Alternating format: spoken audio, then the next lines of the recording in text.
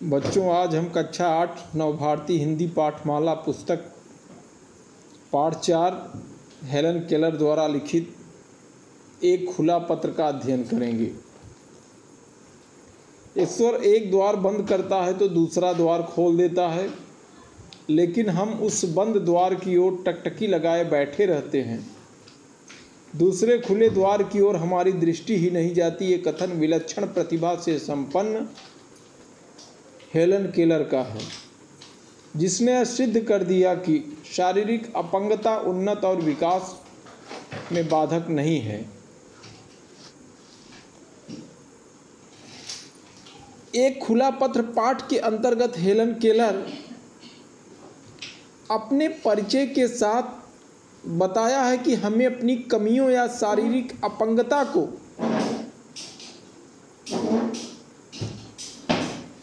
अपने ऊपर हावी नहीं होने देना चाहिए और न ही किसी की दया याचना का मोहताज होना चाहिए, बल्कि लगन, मेहनत और आत्मविश्वास के साथ परस्पर आगे बढ़ना चाहिए। यहाँ एक प्रश्न उठता है, आखिर एक खुला पत्र लिखने की बात उनके मन में क्यों सूझी? इसके कई कारण हो सकते हैं। पहला कारण, इस मशीनी युग में आपसी प्रतिस्पर्धा, बुरी भावना, एक दूसरे को नीचा दिखाने की प्रवृत्ति, शीघ्र सब कुछ प्राप्त कर लेने की लालसा सब पर हावी होने लगी है। जो शारीरिक रूप से सक्षम हैं, इस माया जाल में बुरी तरह से फंस चुके हैं। वे दृष्ट होते हुए भी दृष्टिहीन हैं, क्योंकि उनकी संवेदनाएं खत्म हो गई हैं। यहाँ पर संवेदना का तात्पर्य किसी के शोक, दुख, कष्ट या हानि को देखकर मन में उत्पन्न वेदना या सहानुभूति समाप्त होना है। उनके उद्देश्य अल्पगामी रह गए हैं। अल्पगामी से मेरा तात्पर्य संकुचित विचारधारा से है। जैसे परीक्षा में अच्छे अंक प्राप्त करने के लिए अनुचित साधनों का प्रयोग करना, साथी को नीचा दिखाने के लिए उसके साथ विश्वासघात करना। चूंकि आज मानवीय संवेदनाओं का ह्रास होता चला जा रहा है। दूसरा कारण हेलन ने नेत्रहीनों के लिए बताया। वे सोचते हैं कि नेत्रहीनता के रूप में एक अमोघ अचूक अस्त्र उनके पास आ गया है। वे उसके माध्यम से अपनी कोई भी नाजायज, अनुचित मांग मनवा सकते हैं। अरे भाई, तुम्हारे पास तो प्रबुद्ध मीन्स ज्ञानी, जिसे यथार्थ का ज्ञान हो, छठी इंद्रियां हैं। समय के पार देख सकने की और मन के भीतर झांक सकने की उसका प्रयोग क्यों नहीं करते? तुम्हारे पास संवेदनशील मन है, उसका दरवाज़ा क्यों बंद कर दिए? तुम्हारे पास सामर्थ्य है अपनी उच्चतम प्रतिभा पहचान कर उसे जागृत करने का। ऐसा करके अपने दम पर अपनी प्रतिभा की रोशनी से अंधेरे को दूर क्यों नहीं करते?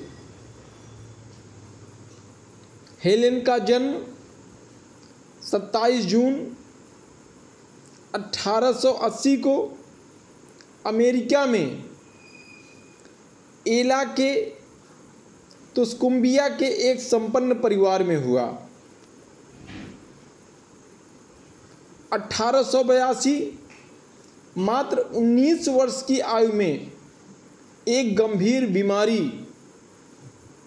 डेप्ट-लाइन, डरा देने वाली बीमारी से उनकी देखने, सुनने और बोलने की शक्ति चली गई। हेलेन का प्रारंभिक जीवन कष्टों से भरा था। प्रारंभ में हेलेन का व्यवहार ठीक न था। हेलेन के विषय में कहा जा सकता है कि वे अंधकार में भी प्रकाश के मार्ग का पता लगा लिया। शायद हम आप कल्पना भी नहीं कर सकते कि जो बच्ची 19 वर्ष की आयु में देख सुन और बोल न पाए, वह किस प्रकार अपना जीवन व्यतीत कर सकती है। यह अविश्वसनीय बात है। इस पर मैं अपनी तरफ से तो कुछ बात ही नहीं रख सकता कि जो बच्ची देख न पाए, सुन न पाए, बोल न पाए, वही आगे चल कर के विश्व में एक कामयाबी प्राप्त कर ले। शायद आप अकेले में इस विषय पर विचार करें तो आप अपने हृदयगत पीड़ा को छुपा नहीं सकते। वह किसी न किसी रूप में बाहर प्रकट हो जाएगा। हेलेन सभी के मुंह पर हाथ रखकर ओठों की आकृति और आवाज़ के साथ पैदा हुए स्पंदनों को महसूस कर खुद भी अपने ओठ उसी तरह हिलाने की कोशिश करती, लेकिन कुछ बोल नहीं पाती थी। इस तरह बार बार बोलने के प्रयास में असफल होने और दूसरों से अलग होने की भावना के कारण हेलेन धीरे धीरे चिड़चिड़ी और जिद्दी होती जा रही थी। लिहाजा वह घर के सामान को तोड़ती और लोगों के साथ मारपीट करती।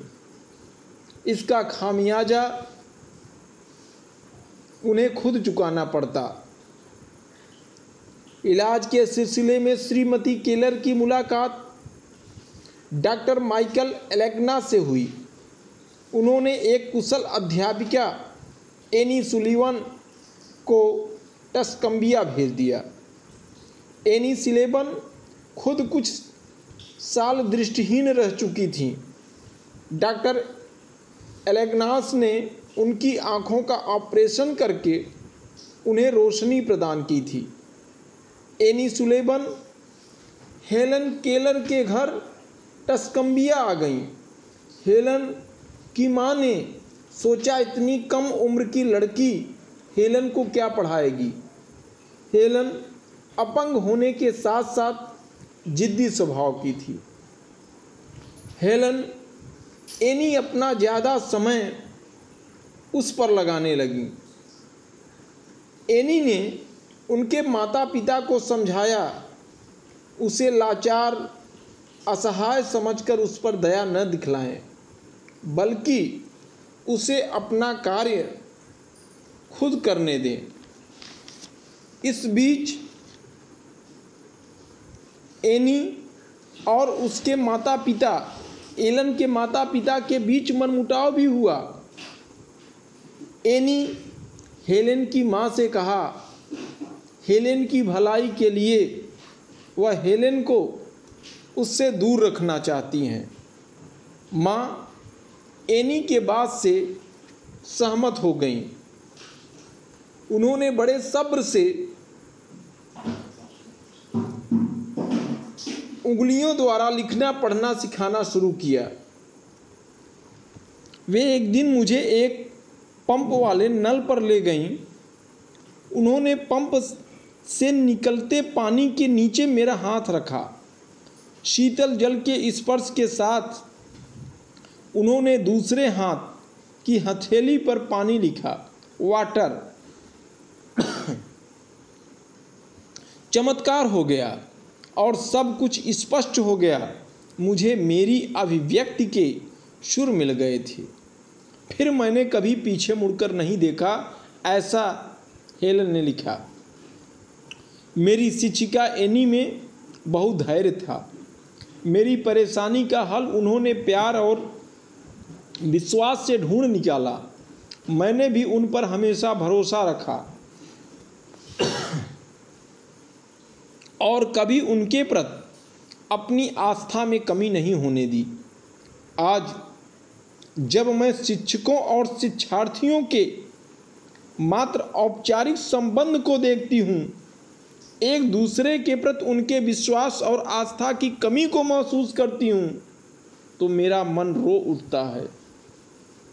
तुम कह सकते हो कि आजकल अच्छे शिक्षक मिलते ही कहाँ हैं।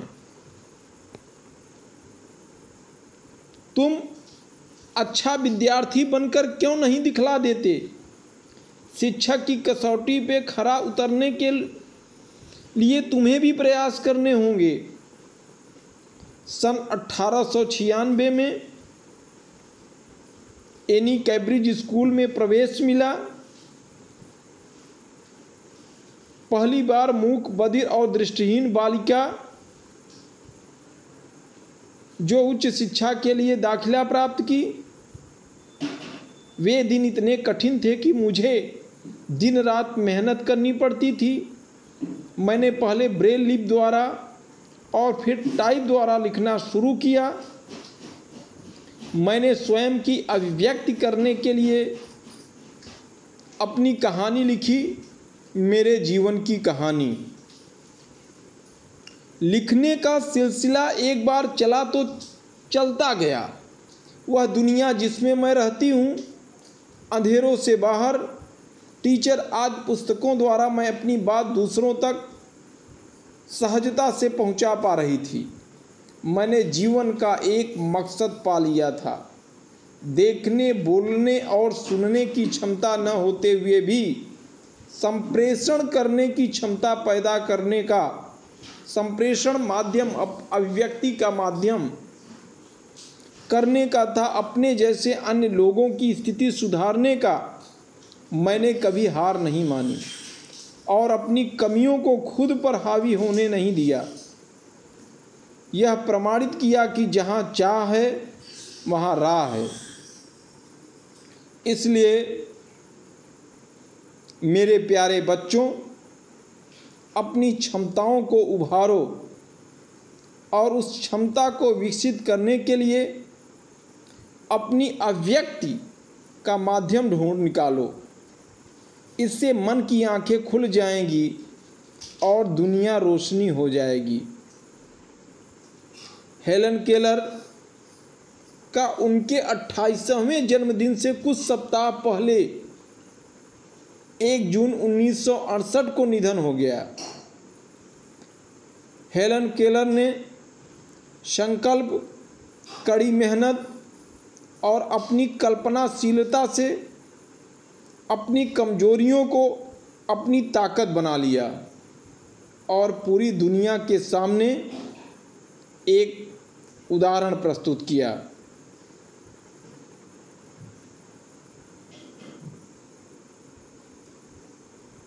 नई पीढ़ी पर आस्था रखते हुए